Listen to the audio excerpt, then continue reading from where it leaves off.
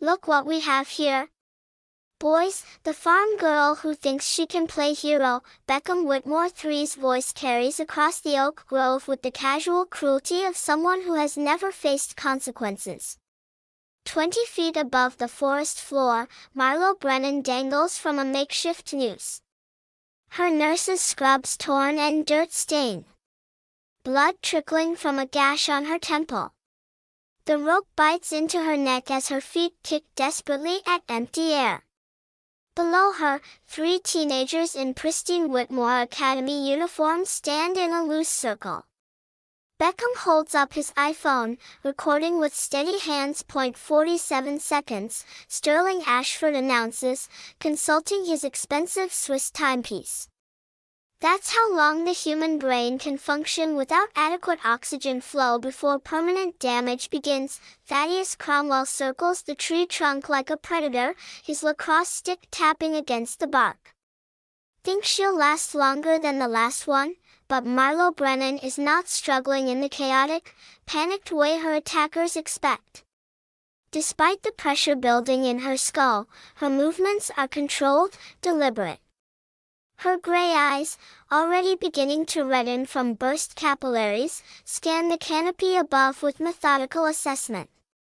On her wrist, beneath the rope burns and scratches, her medical smartwatch pulses with urgent red glow. Heart rate 142 beats per minute and climbing. Blood oxygen saturation 89% and dropping.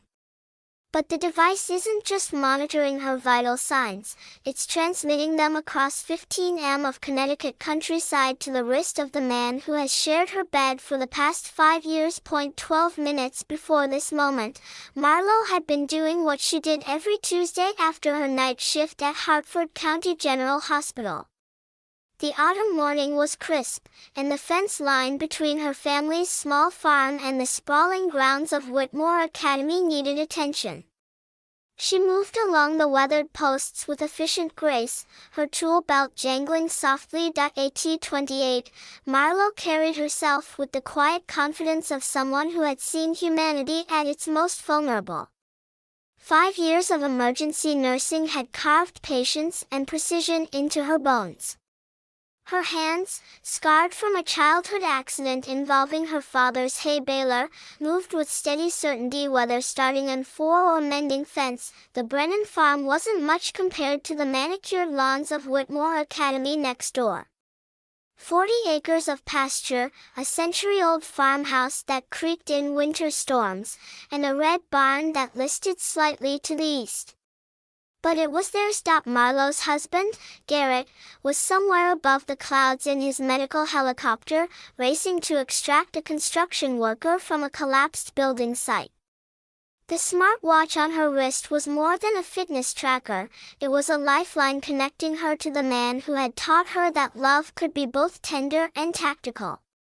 Garrett had programmed it himself with custom alerts and emergency protocols. He worried about her, about the isolated nature of their property and the long hours she spent alone. His concerns weren't paranoid. 6 months ago, Marlo had been the nurse on duty when a Whitmore Academy student was brought into the emergency department after overdosing at an off-campus party. She had worked for 40 minutes to stabilize him. The boy survived, but his expulsion from Whitmore had sent ripples through the insular community of wealthy families. Marlo had received anonymous calls for weeks afterward, warning her about the consequences of interfering in matters that didn't concern her. The deeper wound went back 3 years. Her cousin Haley, just 15 years old and bright enough to earn a full academic scholarship to Whitmore Academy despite coming from a family that measured wealth in acres rather than stock portfolios. Haley had been found dead in her dormitory room on a Sunday morning in October, hanging from a bedsheet noose. The official investigation had lasted less than a week. Suicide, the report concluded. The Brennan family had been offered a substantial settlement. They had refused it, demanding answers that never came. Marlowe had conducted her own investigation, using her medical training to examine the autopsy report. The ligature marks on Haley's neck were inconsistent with suicide by hanging. The angle was wrong. The pressure distribution suggested she had been unconscious before the noose was applied. And there were defensive wounds on her hands. But without access to the dormitory's security cameras, which had conveniently malfunctioned that weekend, Marlowe's suspicions remained exactly that. Since then, Marlowe had made it her business to know what happened in the shadows of Whitmore Academy. She volunteered for the overnight shift at the hospital specifically because it put her in contact with the consequences of wealthy teenagers who believed themselves untouchable. Every overdose, every assault, every suspicious accident that came through her emergency department doors was documented in a personal journal she kept locked in her grandmother's hope chest. The sound that interrupted her fence repair was a scream, high and desperate, carrying across the autumn air from the oak grove. Marlowe dropped her wire cutters and ran toward the sound, her nursing instincts overriding caution. What she found in the grove was Kinsley Reeves, 16 years old and trembling with terror, being dragged toward the massive oak tree by three boys whose names Marlowe recognized from the hospital records she had been collecting for 3 years. Beckham Whitmore III, son of the Academy's headmaster and heir to a pharmaceutical fortune. Thaddeus Cromwell, whose father represented Connecticut in the United States Senate. Sterling Ashford, whose family's real estate empire included half the commercial properties in 3 counties. They had already fashioned a noose from climbing rope, attempting to force it over Kinsley's head while she fought with desperate strength. Stop. Marlowe's voice carried the authority she used in the emergency department when seconds mattered. Let her go. The 3 boys turned toward her with expressions of annoyance rather than surprise. This doesn't concern you, farm girl, Sterling said. Keep walking, but Marlowe was already moving, automatically cataloging the scene. Kinsley's wrists were bound with zip ties that had cut deep enough to draw blood. Her face was swollen from crying and what appeared to be at least one significant blow to her left cheek. Most critically, there were already ligature marks around her neck from an earlier attempt with the noose. She needs medical attention, Marlowe said, stepping closer. Those zip ties are cutting off circulation to her hands, and she's showing signs of a concussion, Thaddeus laughed. Medical attention? She's not going to need medical attention where she's going. The rope burn on her neck suggests you've tried this before, Marlowe continued, her voice taking on clinical detachment. Hanging is more complicated than people think. Get the angle wrong and instead of a quick death from a broken neck, you get slow strangulation. Takes between 3 and 7 minutes for complete unconsciousness. During that time, there's enough brain activity for the victim to experience the entire process. Her words were intended to shock them, but instead seemed to energize the boys. Is that so? Beckham said, his grip tightening on the rope. Sounds like you know quite a bit about hanging people, farm girl. Maybe you'd like a first-hand experience. The attack came from behind. Thaddeus swung his lacrosse stick in a wide arc aimed at the base of Marlowe's skull. But Marlowe had been expecting it. 3 years of wondering about Haley's death had taught her to read the signs of escalating violence. She ducked and rolled to her left. The lacrosse stick whistled through the air where her head had been. Sterling was ready with pepper spray. The chemical mist caught Marlowe in the face and upper chest, immediately triggering searing pain. Her eyes slammed shut as tears streamed down her cheeks. Her respiratory system seized with spasms that made breathing feel like drowning. Blinded and gasping, she felt hands grabbing her arms and legs, lifting her off the ground. Through the fog of chemical pain, she could hear Kinsley screaming her name, begging the boys to stop. Too late for that. Beckham's voice came from directly above her as they hauled her up the oak tree. She's seen too much, and she knows too much. Farm girl here has been asking questions about things that are none of her business. The noose went around Marlowe's neck with practiced efficiency. As her feet left the last solid branch, one thought echoed through her mind with perfect clarity. They had done this before, probably to Haley, and they would do it again if she didn't survive to stop them. But Marlo Brennan had been preparing for this moment for 3 years, even if she hadn't known it.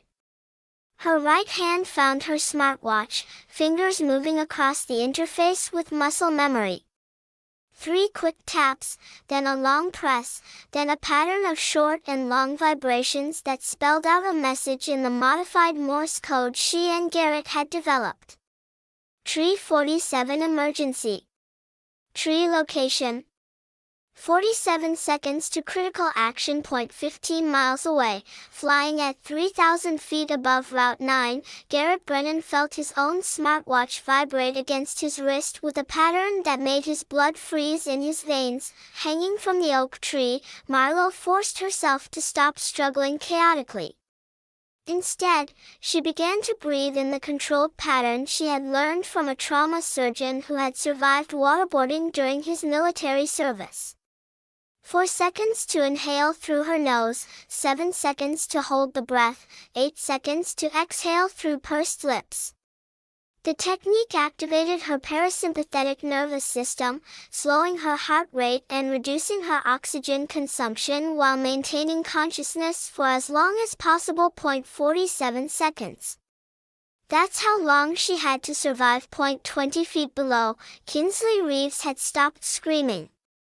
When Marlo managed to force her swollen eyes open enough to see, she understood why. The girl was no longer bound with zip ties. Her hands were free, and she was holding something that glinted in the filtered sunlight, a smartphone screen glowing, camera lens focused upward. Sterling Ashford noticed first. "What the hell do you think you're doing with that?" Kinsley's voice, when she finally spoke, carried steadiness. "Recording everything just like you taught me to do, Sterling. Remember you said I should always record everything for my own protection." The irony hit the boys with force. Sterling had given Kinsley that advice 3 months ago when she had started dating him. "Give me that phone right now," Thaddeus demanded. "No," Kinsley said simply. "I've been recording since before you grabbed me. Everything. The things you said about the other girls you've done this to. The way you talked about making it look like suicide afterward. All of it." Beckham's face went through rapid progression of emotions. "You're bluffing. You couldn't have been recording from the beginning. We took your phone away." "You took my iPhone away," Kinsley corrected. "This is my backup phone. The one I keep hidden for emergencies. Sterling taught me that trick, too." Above them, Marlo felt her consciousness beginning to fragment at the edges. Her vision was developing the gray tunnel effect that preceded complete blackout. But she could still see her smartwatch, still see the countdown timer. 37 seconds remaining until her husband's helicopter reached the grove. 37 seconds to stay conscious and alive. The sound that reached them first wasn't the helicopter's rotor blades, but the deep, throaty rumble of a diesel engine being pushed to maximum performance. Sheriff's Department patrol truck approaching fast through the forest roads. "Someone called the police," Sterling said, his voice tight with panic. "I called them," Kinsley said, holding up her backup phone. "Right after I started recording. Auto dial to 911. The call's been connected for the past 8 minutes. They've heard everything." The helicopter's distinctive sound reached them now, growing louder as Garrett brought his aircraft in at speeds that violated every safety protocol. Through her fading vision, Marlo could see the aircraft's searchlight cutting through the forest canopy, guided by the GPS coordinates her smartwatch had been broadcasting. 30 seconds. 29:28. Her feet found something solid, a branch she had been unconsciously working toward during her controlled struggle, using muscle memory from childhood afternoons spent climbing these same oak trees. The pressure on her neck decreased just enough to allow a thin stream of oxygenated blood to reach her brain. The branch beneath Marlowe's feet held her weight for exactly 3 seconds before the rotted wood splintered with a crack that echoed through the grove like a gunshot, sending her swinging back into open air. 27 seconds remaining, and Marlowe executed the maneuver that would either save her life or end it. Using the momentum from her swing, she drew her knees to her chest and kicked upward with both feet, catching the rope above the noose in a scissors grip between her ankles. The technique was something she had learned from summers spent helping her grandfather harvest apples from the tallest branches of their orchard trees. The pressure around her neck decreased by perhaps 20%, not enough to breathe normally, but sufficient to maintain consciousness. Blood rushed back to her oxygen-starved brain in a wave of painful clarity. Sterling lunged for Kinsley's phone, but she had anticipated the move and scrambled backward toward the approaching sound of the sheriff's patrol truck. Her thumb moved across the screen with practiced efficiency, uploading the video to multiple cloud storage services simultaneously while maintaining the live 911 connection. "You stupid girl," Beckham snarled. "Do you have any idea what you've done? Do you know who we are? Who our families are?" "I know exactly who you are," Kinsley replied, her voice steady despite the tears streaming down her bruised face. "You're the boys who killed Haley Brennan 3 years ago and made it look like suicide. She told me about you before she died, about the games you played, about how you chose girls who wouldn't be missed." The admission hung in the autumn air like a physical presence, confirming what Marlowe had suspected for 3 years but could never prove. Through her fading vision, she saw the boys exchange glances that held years of shared guilt. 15 seconds. The helicopter's rotor wash was beginning to disturb the canopy above them, sending golden leaves spiraling down. Through the oak branches, Marlowe could see the aircraft's thermal imaging camera tracking their heat signatures, recording everything. 10 seconds. Marlowe released her ankle grip on the rope and twisted her body in a controlled spin, using the rotational momentum to swing toward the largest branch within reach. Her fingertips brushed oak bark, catching just enough purchase to arrest her pendulum motion. 7 seconds. Sheriff's Deputy Maria Santos burst through the underbrush with her service weapon drawn, taking in the scene with rapid assessment. Behind her came Detective Esperanza Valdez, whose investigation into Whitmore Academy had been building toward this moment for 18 months. 5 seconds. Garrett's helicopter descended through the canopy opening, its spotlight cutting through the grove with surgical accuracy.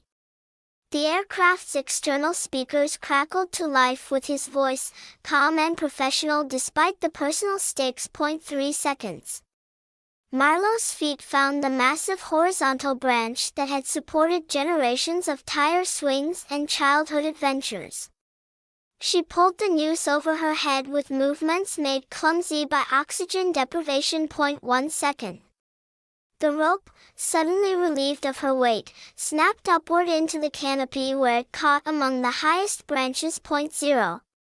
Marlowe collapsed onto the branch that had become her salvation, gasping air that tasted like freedom and justice deferred but not denied. The boy's reaction to being caught was exactly what Detective Valdez had predicted. Sterling immediately activated his family's crisis management protocols, calling the attorney whose number was programmed into his phone. Thaddeus began the process of psychological disassociation, claiming he had been coerced by the others and was himself a victim of peer pressure, but it was Beckham's response that revealed the true depth of their crimes. Instead of denial or deflection, he looked directly at Kinsley's camera and spoke with casual confidence. "You have no idea what you're dealing with. This is how the world actually works." Some people matter and some people don't.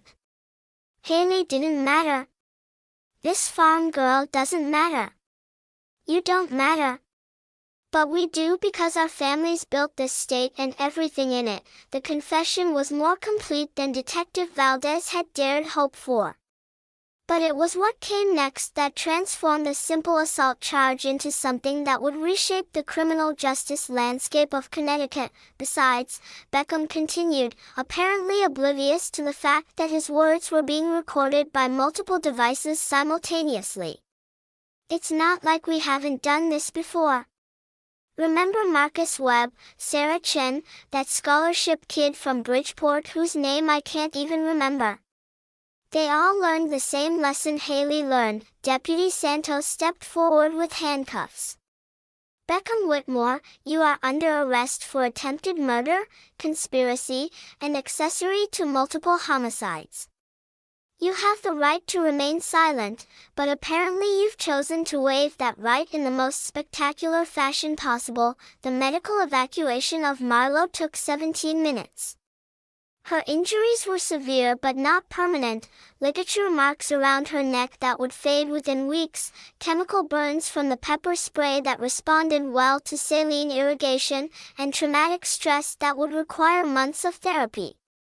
But she was alive, conscious, and coherent enough to provide a preliminary statement to Detective Valdez while the helicopter's medical equipment monitored her vital signs. This wasn't random, Marlo said, her voice hoarse from the rope burn. They've been watching me since I saved that boy from the overdose. They knew I was investigating Haley's death. This was meant to silence me permanently, Detective Valdez nodded, already mentally organizing the evidence. The smartphone video, the helicopter's thermal imaging, the 911 recording, and now Marlo's testimony created a prosecutorial framework that even the most expensive legal teams would struggle to dismantle. The notebook in my kitchen, Marlo continued. Everything I've documented about Whitmore Academy is in there. Every suspicious death, every cover-up, every family that was paid to stay silent. 3 years of evidence. Within 6 hours of the arrests, the story had exploded across social media. But it was the emergence of other victims that transformed the story from a single incident into systematic exposure of institutional corruption. Marcus Webb, reported as a suicide 2 years earlier, had left a detailed journal describing months of harassment by the same 3 boys. Sarah Chen's family had been pressured into accepting a settlement and non-disclosure agreement after their daughter's death was classified as an accidental drowning. The Bridgeport scholarship student Beckham had dismissed so casually was named Jordan Williams, and his grandmother had kept every threatening note, every anonymous phone call, every piece of evidence that the police had told her was insufficient for prosecution. She had been waiting for this moment for 4 years. 17 former Whitmore Academy students came forward within the first week, describing a culture of systematic intimidation that targeted anyone who threatened the social hierarchy maintained by the school's most powerful families. Principal Whitmore's resignation came on a Thursday morning, delivered through his attorney. The Connecticut Department of Education announced a comprehensive review while the FBI opened a federal investigation into potential civil rights violations. The legal proceedings unfolded with methodical precision. Sterling Ashford, facing the possibility of life imprisonment as an adult, became the first to cooperate with prosecutors. His testimony revealed the existence of what they had called the Consequence Committee, a group of influential families who coordinated responses to problems that threatened their children's futures. Thaddeus Cromwell's father, Senator Marcus Cromwell, announced his resignation from Congress rather than face the ethics investigation that would inevitably follow his son's trial.